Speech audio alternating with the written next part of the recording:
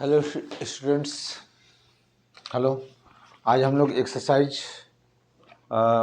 Math का जो book है क्लास 8 का एक्सरसाइज 12.2 12.2 का जो 5 नंबर क्वेश्चन है, निम्नलिखित व्यंजकों का गुणनखंड ज्ञात कीजिए। ठीक है, आइए ब्लैक बोर्ड पर देखते हैं। 5 नंबर जो क्वेश्चन है ब्लैक बोर्ड पर देखते हैं। 5 नंबर का 1 नंबर क्वेश्चन है P square plus 6p plus 8। तो यहाँ पे 3 पद है आपका, ठीक है ना, और इसका फैक्टर हम लोग को ज्ञात करना है, ठीक है ना। तो यहाँ पे हमने बताया था कि आपको अगर 3 पद हो, ठीक है ना, बीच में आपका यहाँ प्लस प्लस हो तो ए प्लस बी का होल स्क्वायर है, उसका भी फार्मूला का प्रयोग कर सकते हैं। अगर यहाँ पे माइनस रहता तो हम लोग ए माइनस बी का बारे में भी सोच सकते थे। तो उसके लिए क्या है टर्म कंडीशन कि पहले वाला पद स्क्वायर रहता है और लास्ट वाला भी पद आपका स्क्वायर हो जाता है। तो ये 8 है तो 8 किसी का स्क्वायर होगा कि नहीं, तो हमने चेक किया है तो नहीं। 8 मतलब 4 का स्क्वायर 2 होता है, और फिर 9 का स्क्वायर 3 होता है, फिर 16 का स्क्वायर 4 होता है। 8 किसी का स्क्वायर नहीं है, ठीक है ना। तो ये हम लोग अब दूसरा तरीका एक अपनाएंगे, ठीक है। फैक्टर का गुणनखंड का बनाने का एक दूसरा तरीका होता है। इसमें 3 पद है तो इसको हम लोग हिंदी में त्रिपद का गुणनखंड भी कहते हैं, अंग्रेजी में हम लोग मिलियन फैक्टर भी बोलते हैं।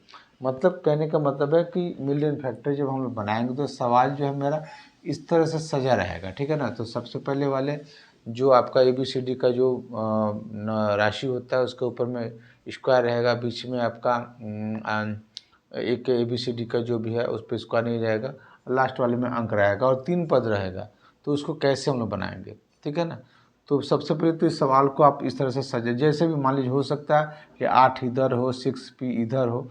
आप सबसे पहले सवाल को इसी रूप से आपको सजा लेना होगा और आपको कुछ नहीं करना। आपको करना क्या, इसको हम लोग हल कैसे करेंगे पहले समझे। पहले कुछ नहीं करना है, ध्यान देना है कि यहाँ पे जो कि आपके पास बहुत सारे टीचर होंगे, बहुत सारे लोग होंगे स्कूल में, कॉलेज में, ट्यूशन में, कोचिंग में पढ़ाने वाले जो है तरह तरह के हैं। बहुत सारा तरीका है एक सवाल बनाने का, ठीक है ना। तो मेरा भी अपना एक जो तरीका है जो हम लोगों को बच्चों को अच्छा लगता है, आसानी से जो बच्चे सीख जाते हैं, मैं उस तरीका का प्रयोग कर रहा हूँ, ठीक है। तो आप लोग देखिए, थोड़ा सा ध्यान से समझिएगा। सबसे पहले यहाँ पे जो संख्या है, ABCD की मैं बात नहीं कर रहा हूँ, सिर्फ संख्या जो नंबर में हो। यहाँ 8 है, ठीक है ना, और यहाँ ठीक पहले वाले पद में 1 है, यहाँ कुछ नहीं तो क्या है 1 है।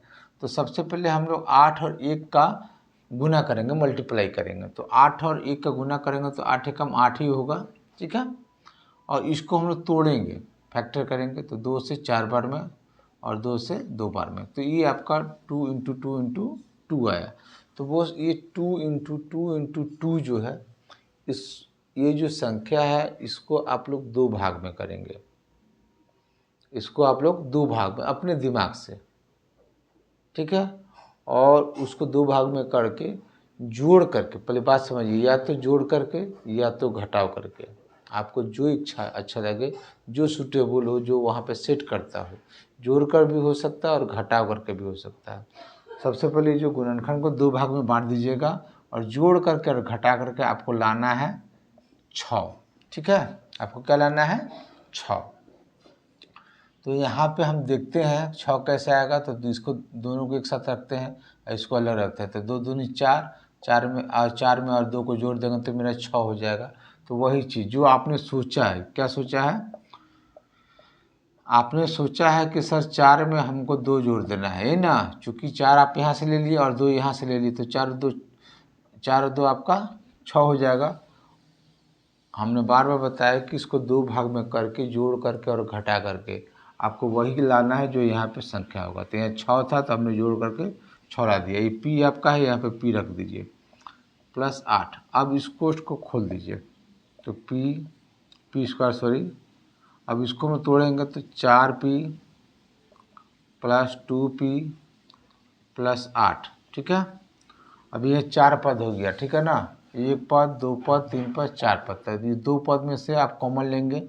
2 पद में कॉमन क्या है, तो P कॉमन है, तो बचेगा आपका P प्लस 4।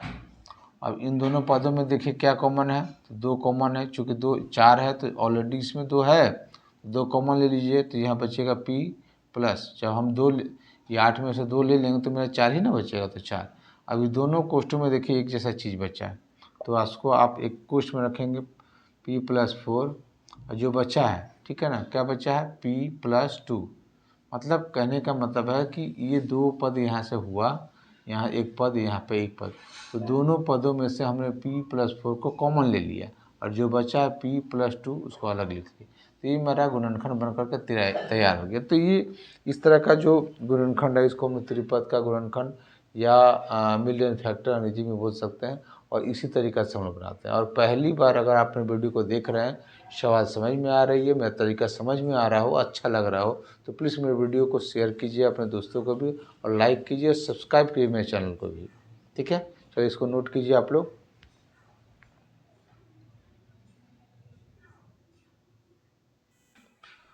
2 नंबर क्वेश्चन पे ध्यान देते हैं हम लोग।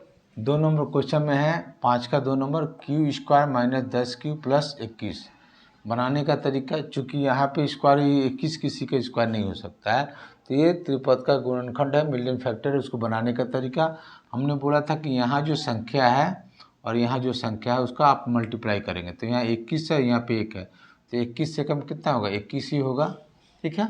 अब इसको फैक्टर करेंगे, तोड़ेंगे हम लोग, तो 3 से 3 सत्ते 21। अब इसका खुद फैक्टर होगा तो आपका 7 से कम 7 ही होगा, दूसरा कोई फैक्टर नहीं है। तो आप इस 7 से और 3 से आपको लाना है 10। कितना लाना है, 10। तो इसमें आप 2 भाग में कर दिए, तो 7 3 में अगर हम लोग जोड़ देंगे तो 10 आ जाएगा, 7 और 3 10, तो वही लिखेंगे आप यहाँ पे। तो q² माइनस है तो -10 की जगह पे आप लिखेंगे 7 - +3। आप जोड़ कर ही नहीं 10 ला रहे हैं, तो 7 + 3 और यहाँ पे q +21। अब इसको तोड़ दीजिए, तो q² चूँकि माइनस है तो -7 q, फिर माइनस प्लस -3 q + 21। यहाँ पे 4 पद हो गया। अब दोनों पद में से कॉमन लेंगे, दोनों पदों में से कॉमन लेंगे, तो इसमें से कॉमन लेंगे तो मेरा q कॉमन होगा, तो यहाँ बचेगा हमारा q - 7 माइनस इन दोनों में कॉमन क्या है, तो 3 है, यहाँ पे 21 है, तो 21 7 21, यहाँ पे 3 है, तो 3 कॉमन ले लेंगे, तो q चूँकि माइनस अपने कॉमन ले लिया तो प्लस का सिंबल चेंज हो जाएगा, -7। अब इन दोनों कोष्टों में एक जैसा चीज़ है, तो आप इसको एक कॉमन ले लीजिए, तो यहाँ लिखेंगे q - 7, और जो बचा है क्या बचा है, q - 3। ये आपको अलग क्वेश्चन लिखना है। तो ये मेरा गुणनखंड बनकर तैयार हो गया। तो इस तरह से हम लोग इस तरह के जो सवाल है इस तरीक़ा से हम लोग बनाएंगे इसको, ठीक है। चलिए आशा करते हैं समझ में आ रहा होगा आप लोग को। कहीं कोई दिक्कत हो, समस्या हो तो प्लीज़ मैसेज में कमेंट्स करेंगे, आप लोग को फिर से बताया जाएगा, समझाया जाएगा, ठीक है। नोट करो इसे आप लोग।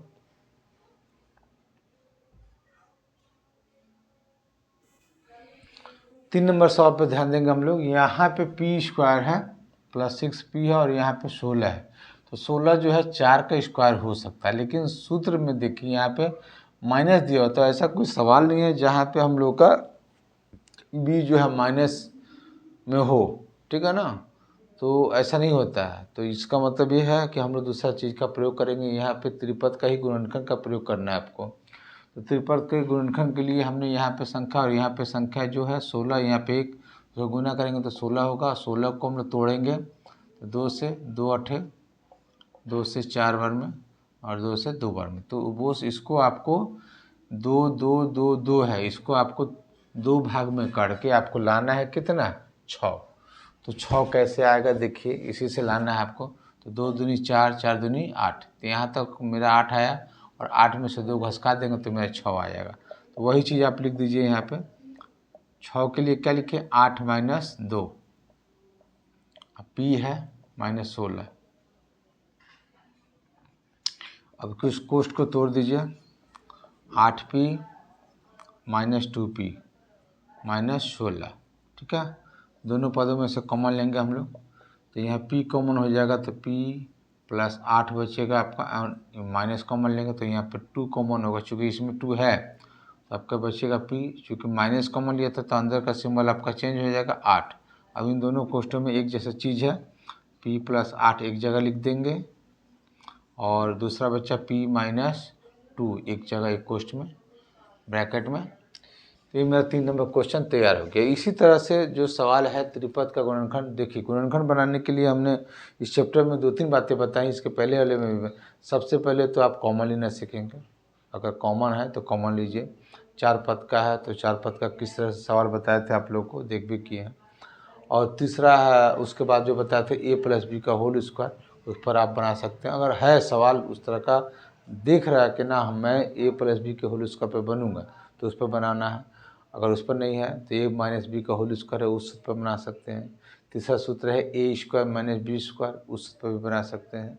तो सवाल जब तक आप अभ्यास नहीं करोगे तब तक पता नहीं चलेगा कि कौन सा सवाल किस फॉर्मूला पर तैयार होगा, कैसे बनेगा।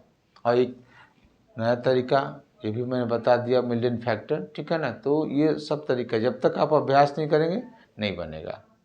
तो आप लोग प्लीज़ वीडियो को अपने दोस्तों को शेयर कीजिए, खुद भी अभ्यास कीजिए और अपने दोस्तों को भी इसका अभ्यास करवाइए। चलिए धन्यवाद, नोट कीजिए।